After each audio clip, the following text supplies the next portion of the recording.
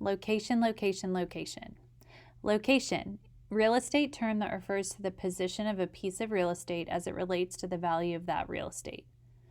Evan was in trouble. So far, he'd earned $47.11, which was more money than he'd ever had in his whole life. But today was Friday. There were only 3 days left. 3 days to beat Jesse. He needed to earn almost $53 to win the bet. And that meant each day he had to earn, Evan tried to do the math in his head, 53 divided by 3. 53 divided by 3. His brain spun like a top. He didn't know where to begin. He went to his desk, pulled out a piece of paper, his basketball schedule from last winter, and flipped it over to the back. He found the stub of a pencil in his bottom desk drawer, and on the paper he wrote 53 divided by 3. He stared and stared at the equation on the page. The number 53 was just too big. He didn't know how to do it.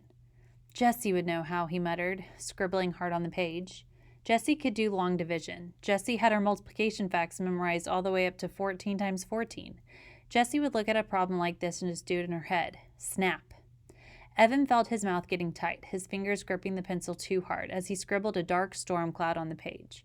His math papers from school were always covered in X's. Nobody else got as many X's as he did. Nobody. Draw a picture, Mrs. DeFazio's voice floated in his head. She had always reminded him to draw a picture when he couldn't figure out how to start a math problem. A picture of what? He asked in his head.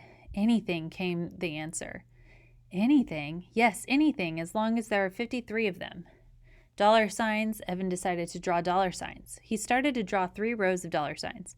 1, 2, 3, he counted as he drew. 4, 5, 6, he drew. By the time he reached 53, his page looked like this. There were 17 dollar signs in each row, and then those 2 extra dollar signs left over. Evan drew a ring around those 2 extras. 17 dollar signs and 2 left over. Evan stared at the picture for a long time. He wrote Friday next to the first row, Saturday next to the second row, and Sunday next to the third row. Evan looked at the picture. It started to make sense. He needed to make $17 on Friday, $17 on Saturday, and $17 on Sunday, and somewhere over the 3 days, he needed to make 2 extra bucks in order to earn $53 by Sunday evening. Evan felt his heart jump in his chest. He had done it. He had figured out 53 divided by 3. That was a 4th grade problem. That was a 4th grade math, and he hadn't even started 4th grade, and no one had helped him, not Mom, not Grandma, not Jessie. He'd done it all by himself. It was like shooting the winning basket in double overtime. He hadn't felt this good since the lemonade war had begun. But $17 a day? How was he going to do that? Yesterday he'd made $45, but that was because he'd had help and free supplies from his friends. They weren't going to want to run a lemonade stand every day, especially in the last days of summer vacation.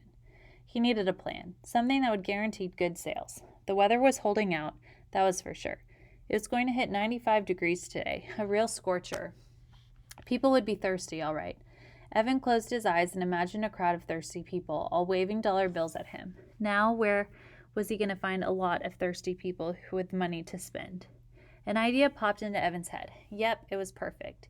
He just needed to find something with wheels to get him there. It took Evan half an hour to drag his loaded wagon to the town center, a distance he usually traveled in less than 5 minutes by bike. But once he was there, he knew it was worth it. It was lunchtime, and the shaded benches on the town green were filled with people sprawling in the heat. Workers from the nearby stores on their half-hour lunch breaks, moms out with their kids, old people who didn't want to be cooped up in their houses all day, high school kids on skateboards slushed by. Preschoolers climbed on the life-size sculpture of a circle of children playing Ring Around the Rosie. Dogs lay under trees, their tongues hanging out. Pant, pant, pant. Evan surveyed the scene and picked his spot right in the center of the green where all the paths met. Anyone walking across the green would have to pass his stand, and who could resist lemonade on a day as hot as this? But first he wheeled his wagon off to the side, parking it halfway under a huge rhododendron. Then he crossed the street and walked into the Big Dipper. The frozen air felt good on his skin. It was like getting dunked in a vat of just melted ice cream. And the smells, a mix of vanilla, chocolate, coconut, caramel, and bubblegum. He looked at the tubs of ice cream, all in a row, carefully protected behind a pane of glass. The money in his pocket tingled. He had plenty left over after buying 5 cans of frozen lemonade mix with his earnings from yesterday. but would it hurt to buy just one cone or a milkshake or maybe both? Can I help you? Asked the woman behind the counter. Yeah, said Evan. He stuck his hand in his pocket and felt all the money. Bills and coins ruffled between his fingers. Money was meant to be spent. Why not spend a little? Evan could just imagine how good the ice cream would feel sliding down his hot throat. Creamy, sweet, like cold, golden deliciousness. He let his mind float as he gazed at the swirly buckets of ice cream. The sound of laughter brought him back to earth in a hurry. He looked around. It was just some girls he didn't know at the water fountain, but it had sounded like Megan Moriarty. Can you please tell me how much a glass of lemonade costs? $3, said the woman. Really? Said Evan. That much? How big's the cup? The woman pulled a plastic cup of a stack and held it up. It wasn't much bigger than the 8-ounce cups Evan had in his wagon. Wow, $3. That's a lot, said Evan. Well, thanks anyway. He started to walk to the door. Hey, said the woman, pointing to the ice cream case. I'm allowed to give you a taste for free. Really? Said Evan. Then, could I taste the strawberry slam? The woman handed him a tiny plastic spoon with 3 licks worth of pink ice cream on it. Evan swallowed it all in one gulp. Ah. Back outside, he got to work. First, he filled his pitchers with water from the drinking fountain. Then he stirred in the mix.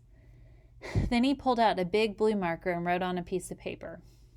$2 per cup. Best price in town. He'd barely finished setting up when the customers started lining up, and they didn't stop. For a full hour, he poured lemonade. The world is a thirsty place, he thought as he nearly emptied his 4th pitcher of the day, and I am the lemonade king. Later, Evan would think of something his grandma said. Pride goeth before a fall. When Evan looked up, there was Officer Ken, his hands on his hips, looking down on him. Evan gulped. He stared at the large, holstered gun strapped to Officer Ken's belt. Hello, said Officer Ken, not smiling. Hi, said Evan. Officer Ken did the bike rodeo every year at Evan's school. He was also the cop who had shown up last fall when there was a hurt goose on the recess field. Officer Ken was always smiling. Why isn't he smiling now? Evan wondered. Do you have a permit? Asked Officer Ken. He had a deep voice when he talked quietly like he did now. You mean like a bike permit? That's what the rodeo was all about. If they passed the rodeo, the 3rd graders got their bike permits, which meant they were allowed to ride to school. No, I meant a permit to sell food and beverages in a public space. You need to get a permit from the town hall and pay for a fee for the privilege. Pay the town hall to run a lemonade stand? Was he kidding? Evan looked at Officer Ken's face. He didn't look like he was kidding. I didn't know I needed one, said Evan. Sorry, friend, said Officer Ken. I'm going to have to shut you down. It's the law. But there are lemonade stands all over town, said Evan. He thought of Jessie and Megan's lemonade stand. When he'd wheeled by with his wagon more than an hour ago, their stand had looked like a beehive, with small kids crowding round. He had read the sign over their stand. Free face painting, nail polish, hair braiding. What a gimmick. But it sure looked like it was working. You know, said Evan, there's a stand on Damon Road right now. You should go bust them. Officer Ken smiled. We tend to look the other way when it's a residential neighborhood, but right here on the town green, we have to enforce the law. Otherwise, we'd have someone selling something every 2 feet. But there had to be some way to convince Officer Ken. How could Evan make him understand? You see, I've got this little sister, and we have a competition going to see who can sell the most lemonade, and I've got to win because he couldn't explain the rest about 4th grade and how embarrassed he was to be in the same class as his kid sister and how it made him feel like a great big loser. Evan looked up at Officer Ken. Officer Ken looked down at Evan. It was like Officer Ken was wearing a mask, a no smiling, I'm not your buddy mask. Then Officer Ken shook his head and smiled and the mask fell off. I've got a little sister too. Love her to death now, but when we were kids, he shook his head. Whew. Then the mask came back, and Officer Ken looked right at Evan for 10 very stern seconds. Tell you what, I do have to shut you down. The law's the law. But before I do, I'll buy one last glass of lemonade. How's that sound? Evan's face fell. Sure, he said without enthusiasm. He poured an extra tall cup and gave it to the policeman. Officer Ken reached into his pocket and handed Evan a $5 bill. Keep the change, he said. A contribution to the Big Brother Fund. Now clean up your things and don't leave any litter behind. He lifted his cup in a toast as he walked away. Evan watched him go. Wow, he thought, I just sold the most expensive cup of lemonade in town. Evan stared at the $5 bill in his hand. It was funny. 2 days ago, he would have felt as rich as a king to have that money in his hands. It was enough to buy 2 slices of pizza and a soda with his friends. It was enough to rent a video and have a late night at someone's house. It was enough to buy a whole bag full of his favorite candy mix at CVS. 2 days ago, he would have been jumping for joy. Now he looked at the $5 and thought, it's nothing. Compared to $100 he needed to win the war, $5 was nothing.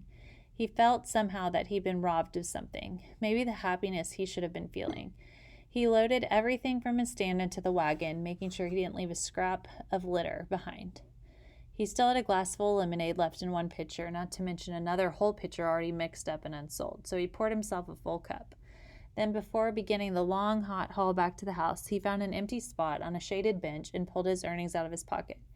He counted once, he counted twice, very slowly. He had made $65. The cups and lemonade mix had cost $9. When he added his earnings from Wednesday and Thursday, he had $103.11.